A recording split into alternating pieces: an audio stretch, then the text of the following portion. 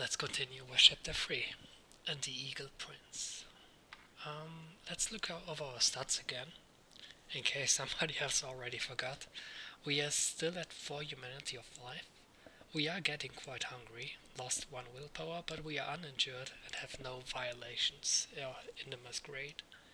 We are still a fighter type, very dexterous, a lot of stamina, or +2 fortitude. And in the skills wise, we do have some limited intimidation, which we hopefully can use together with charisma, but that's not our strong suit. Our strong suit is survivaling and everything in the physical department, especially stealth. Okay, let's continue. Tucson, Arizona, night of November 2nd. Sunrise, 6:42 a.m. It always says that it's when the sun rises. I guess you always have that in the back of your mind. But we know that it's the night of November the 2nd. Your feet hurt. You already passed the place where you were supposed to stay yesterday, but it's just an empty garage. There's nothing there for you. An hour before dawn, you reach the chain link fences and industrial parks that mark the outskirts of Tucson. You can see cheap stucco houses up ahead, but the burbs are no place for a vampire. Without a cell phone or money, and with your clothes too trashed for polite company, you revert to your skills you own to serve your shapeshifting sire, the one they called Lampago. When you find an abandoned semi-trailer in a factory parking lot, you note that the high walls should keep the worst of the heat off. You check it for holes in the ceiling. Finding none, you crawl inside. You spend the day with your brain screaming in terror and your body paralyzed as trucks and factory machines move all around you. Someone actually moves the trailer, which you're sure hasn't been moved in years. They drag it into the sun, so you spend the day boiling in a metal box under Arizona daytime heat. The moment the sun sets, you throw open the door and, even though people are still working, flee into the night. All that matters is the USBs. Are they still good? This is what unlife is. Some are good, some are like this. Maybe there's a clean place to sleep at the end of this road. By Cain, I'm not going to exist like this. I don't care what things I have to do to get clean apartment and a nice care, but I will do them. So, will we care more about our job? Or will we just go on? I guess we will just go on. That's who we are. You've seen the lowest of kindred, twisted Nosferatu, incurably mad Malkavians, and lower still, screaming in terror as they faced final death. And you're doing better than them, because you're not dust. This is better than nothing, right? You can still walk, so you kick some black filth off your ruined boots, check USBs, and get walking. You're going to have to replace your satchel, which hangs in tatters on your shoulders. Night of November 3rd. Sunrise 6:29 a.m. It's getting darker. You never wanted to come back to Tucson. It's been a black spot on your personal map for years, but here you are. You have to avoid the good neighborhoods, the big stucco houses on their little plots of land, with their raked out front yards and blue recycling bins. For a few minutes, a black and white Mustang with a thin blue line Punisher decal on the hood creeps behind you in first gear. You can't tell if it's an actual police car or some kind of patriot group, but you cut through a park where they can't follow. There's a public bathroom there where you might be able to clean up a little. The mirror is cracked and someone shit in the urinal, but the water works. You spend a few minutes scraping trash off, then look around for either threats or opportunities.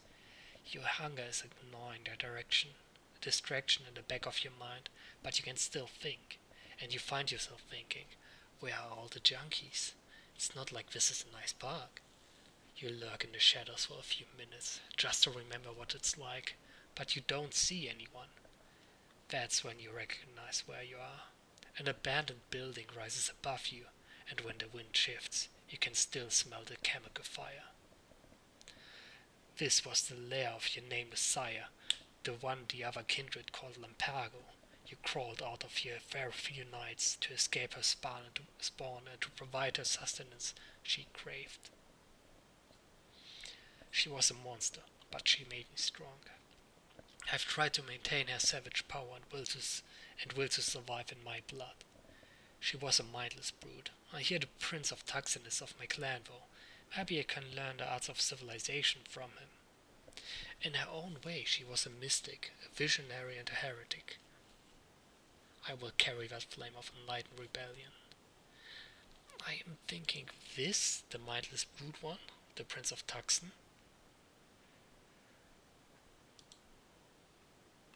or will to survive in savage power. I guess this one.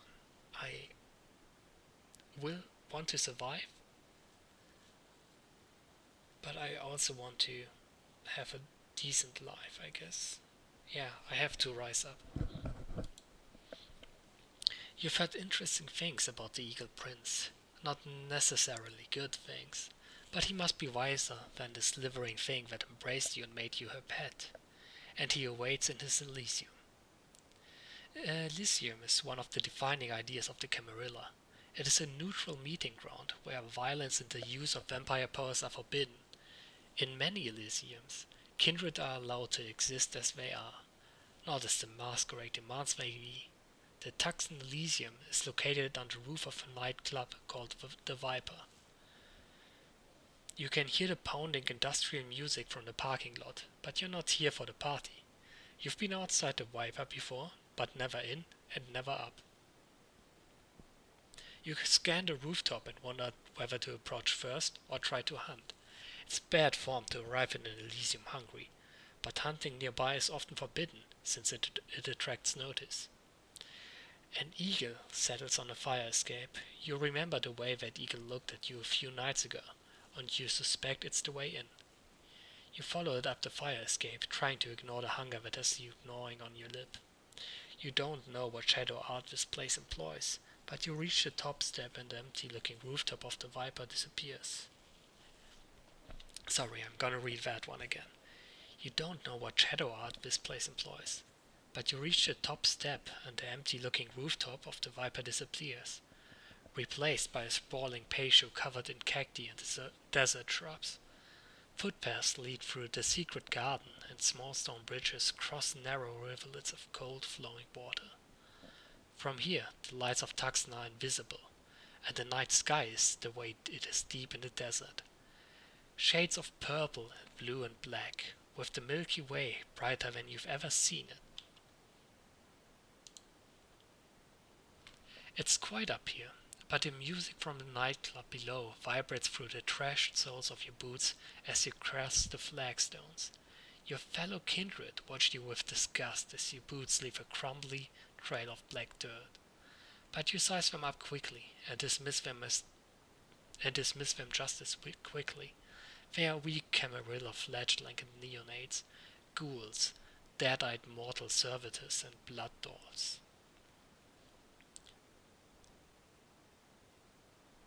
You look around for someone important. The eagle flies past you and lands beside a young-looking man in a linen suit with turquoise jewelry. He's conversing in worried tones with a Nosferatu, a particularly hideous example of the clown whose face is a death's head of grey-black muscles, as if her skin has been peeled away. Her monstrous face contrasts with her striking and powerful physique. Okay, I can't do these things.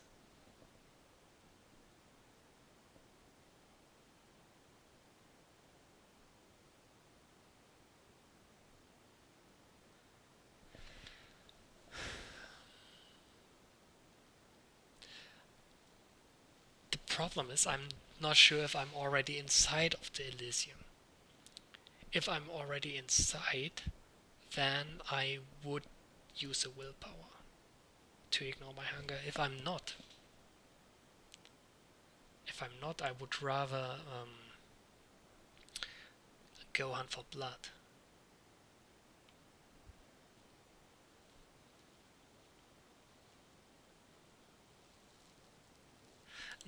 I will focus my willpower. I still have 2 willpower left. Yeah, it's not good. But you have to use stats to go on. Yeah.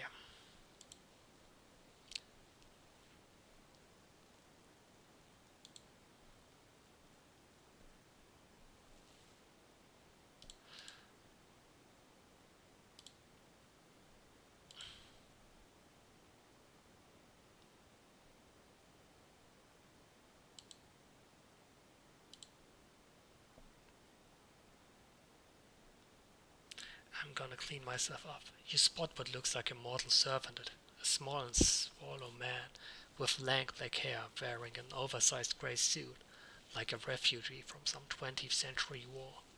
Hey, you say, and the man freezes. I need clean clothes.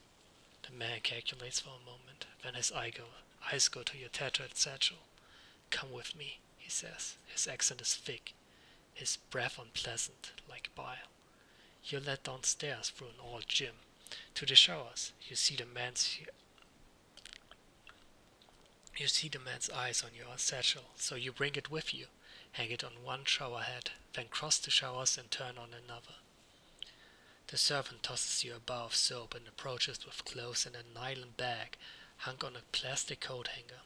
He hangs the clothes up next to the satchel, then lingers next to it. Go away, you say. The servant retreats, his eyes never leaving your satchel, as you scrape the road off your skin. When you're done, you open the nylon bag he left. Inside is a lightweight coverall with a patch that says Dog. It'll do. You squeeze out your hair, drag yourself into the coverall, and return barefoot to the Elysium with your messenger bag. That's probably a Tuxan prince. The man in the Turkish jewelry watches you approach with a slight smile. He's seated comfortably in a wicker chair next to a small zinc table with an old laptop, a white hat, and a heap of typed handwritten correspondence. The Nosferatu standing beside him only scowls. That might be the sheriff, the Nosferatu, but we'll get to that later, probably. Welcome to Tucson, he says. His accent is foreign, from somewhere in Europe, but despite the Native American jewelry and the white-brimmed hat in front of him. I'm Prince Leto. This is Dove. And you are Samot, he says. The courier. It looks like you had a difficult journey. You're dripping onto the flagstones, but it's water now, not mud. Give us the data, Outlander, the Nosferatu snaps. Dove is wearing a silkscreen jacket, kicked around Converse All-Stars, and a snapback with a local minor league baseball team on it. Driving gloves are tucked into her pocket. Another courier? Money first, sewer rat. I'm not here to pick a fight. I toss her the first USB.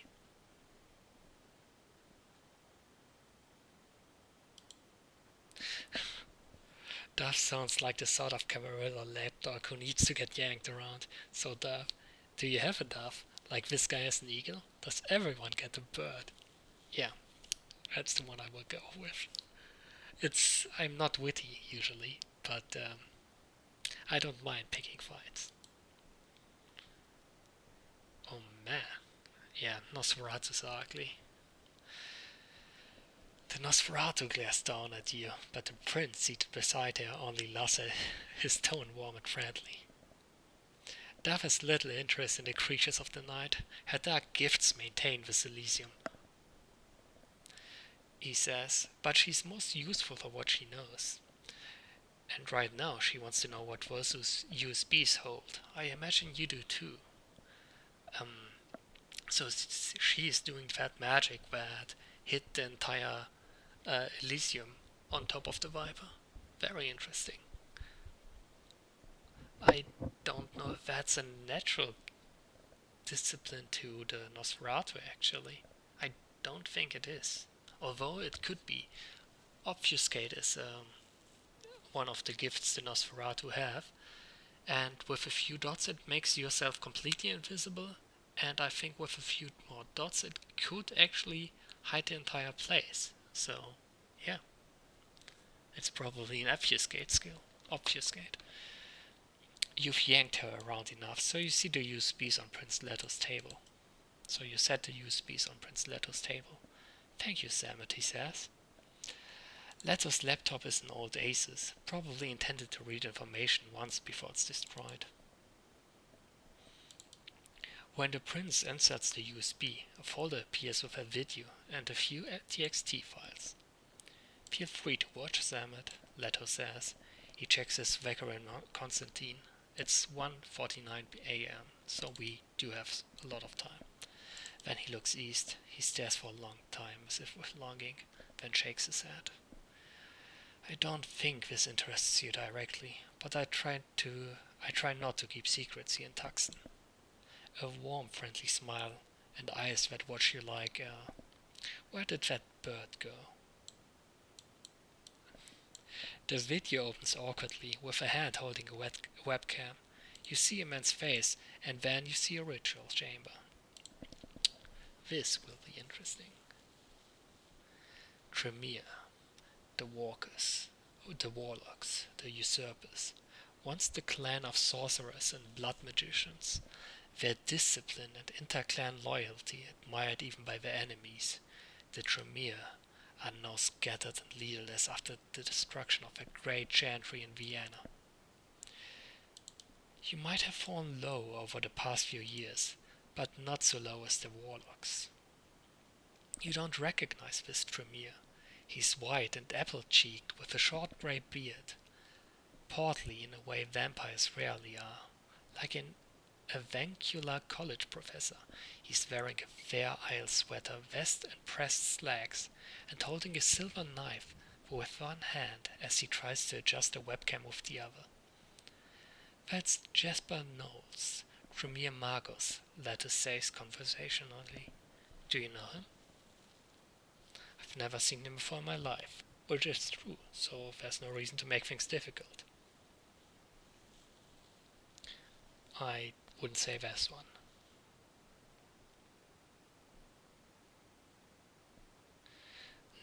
No, I won't say this one. The upper one. I've never seen him before in my life. Just nonchalant, non-partial, so... And less non-partial than the bottom one, which means I am still open to get some relationship going to the other guilds or groups.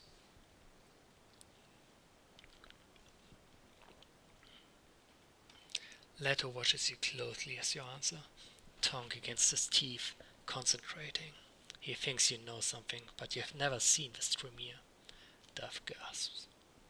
Knowles has stepped away from the webcam, revealing a dingy, cinder-block room with faded orange stripes on the walls and a Nosferatu chained to an iron spike on the floor. This doesn't sound good. That Nosferatu almost killed you the other night. Sire, Dove whispers. Prince Leto's illusion of good cheer falters for a moment. Both he and the eagle glare at Dove. You're here so he can get a read on you, not so his underling can give you information. This experiment has gone on for as long as it can, Knowles says in the video. Science sometimes ends in failure, my dear, and so does our version of it. No intelligence remains in this specimen, and it has become increasingly dangerous and aggressive. Once it's destroyed, I'll send what's left to you. I'm also going to wrap up my daytime business. I know what we are still allowed to communicate via email as flesh and blood citizen, but my mortal identity is almost 80 years old, and soon people will wonder. Something off-screen draws Knoll's attention. He turns the knife, ready to insert it into his wrist, perhaps to use blood magic? Unfortunately for Knowles, he's looking the wrong way. As he stares past the webcam, a figure detaches itself from the shadows of the wall, walks almost casually up the chained Nosferatu, and removes its shackles. It was shackled when we met it. So This might be an assassination attempt and he might reshackle this wraith. The rest of the video is chaos. The white hurls it. Sorry, not wraith. The white. The white hurls itself at Knowles. The Tremere screams and stumbles into the webcam, which falls. Sorcerer's fire blackens the ceiling. Dirty fists rise and fall again and again. Unlike most Tremere, Knowles has mastered the vampiric art of inhuman resilience, but that only makes his destruction longer and more horrible. Then the video suddenly ends. It sounds like this Jasper Knowles got what was coming to him. That poor man, both of them. The traditions exist to stop horrors like that from happening. What was up with that figure that freed the Nosferatu? Why couldn't I see it clearly? That's the thing that wonders me the most, so I will go with this one.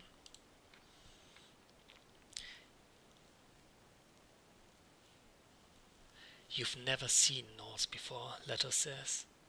He sounds frustrated. Duff, go back. Who was that shadow? You watch it again, but the shadow is just a blur of formless motion. An impressive disguise, Leto says thoughtfully, freeze-framing on the blur. The assassin doesn't even move fast at first. There's just nothing there but a smear. Almost as impressive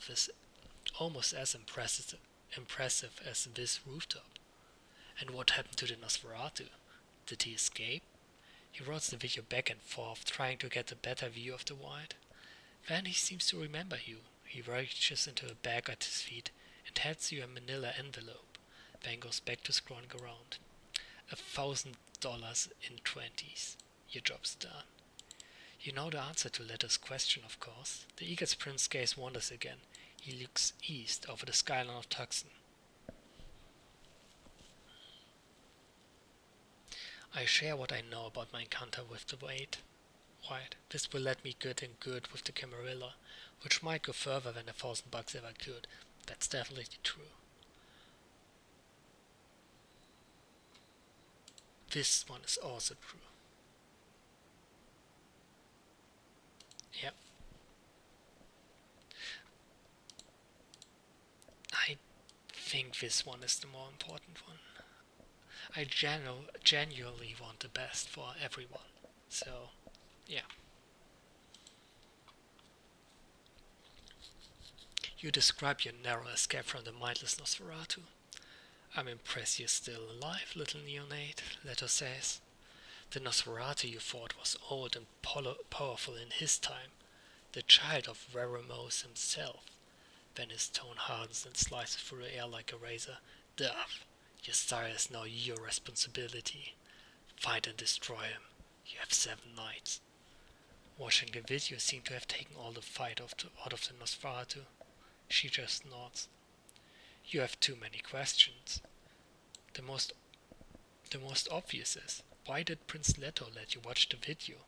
Princes are secretive and paranoid creatures. And even in these nights, when the elders... when the true elders have sunken into torpor or fled to the old world, even a young prince like Leto has survived centuries of betrayal and revolution. Princes don't tolerate risk. That means either Leto or his situation here are unstable, or worse, he already knows a great deal about you and has accounted for you. I think he let you see it because he wanted to know if you know something about the Tremere, right? Anyway, let's continue. Zamult, I have more work for you, the Prince of Tucson says. You will remain here tonight. My man, Alexander, will provide you with shelter, sustenance, and suitable clothing. The sustenance part is the good one. The man who led you to showers returns. He beckons for you to follow, walking with the quick commanding steps of an old servant. An old ghoul.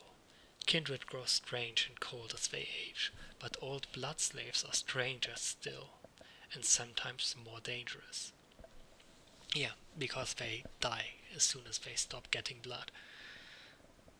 And they are very infatuated with their sire.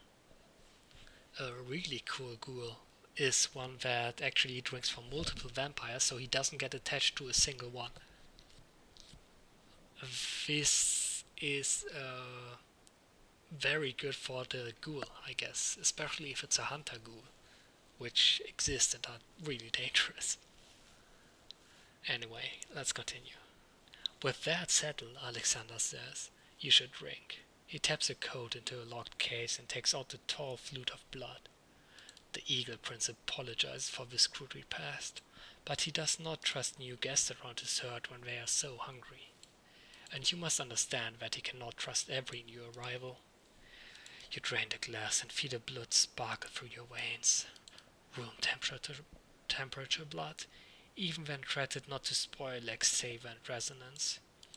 You wonder if having to drink this stuff is a punishment or a test. When you're done, you're still hungry. There. How much blood do we have?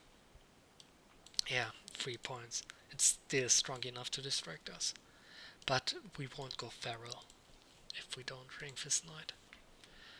Then the servant leads you back to a glass observation room above the club's main dance floor, where a selection of clothing is waiting, and you realize that Prince Leto is giving you gifts. That isn't good. You know what happens if you end up in debt to a prince. Please, Alexander says, you must dress for the Elysium. The Eagle Prince insists. You glance at the clothes on display. Leto isn't exactly draping you in Armani, at least. You see a mix of work clothes and streetwear, but nothing too upmarket. You don't see any bloodstains either. That's the important part, because our clothes really get stained a lot. And we'll keep it that way. We'll play like a good warrior. Someone who doesn't mind fighting and prefers stealth, but he won't mind getting into fights. I'll keep the coverall, thank you. Something tough and functional for the road. That one would be interesting. I don't look in blah blah blah. I need to look like a professional for my job. Office casual isn't fashionable, but it's invisible. Members only jacket, driving gloves, no. Yep, something tough and functional for the road. You flip through the options until you find a black leather jacket with just enough wear that you don't look like a poser. The engineer boots are big, heavy, and probably out of fashion, but you don't care. You even have a military surplus duffel bag for your courier work. Black jeans and a pack of t-shirts in black, white, grey, and red complete the ensemble. You also find a scratched up Panerai Luminor, a fake obviously, in a white cuffed band of black leather. Ooh, phew, lots to read. Let's see, humanity is the same, willpower is really low. Yeah, we need to make dangerous decisions in the future. To regain our willpower, we will have to just not use any, which means we will have to try and keep well fed. Yeah, this all shouldn't change. Everything else, our convictions stay the same for now. You ascend metal stairs that thump with the bass of EDM below, back up to the rooftop of the Elysium. Leto's eagle watches you. Yeah, if Leto is really a gangrel, he has animalism, which means that he can probably just see us through that eagle. It's possible that it's the same eagle that attacked us when we tried to get into that shed where the Nosferatu was, which means the prince could be one of the evil guys, despite his charm. Anyway, we will keep our eye out then, but we will try to get up to Camarilla ranks as well, just to get richer and into a better position. We aren't social types, but we need friends. But we don't trust the prince.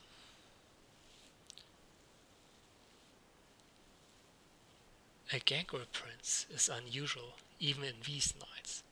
You wonder where Leto came from, and you wonder what he wants with you. He's still watching the video and reviewing whatever information they got from the USBs. Duff is scanning the parking lot below. You will be remaining with us for some time, Alexander says.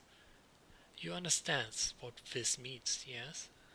Of course you understand what will happen if you try to flee. You look towards that parking lot too. You need a car.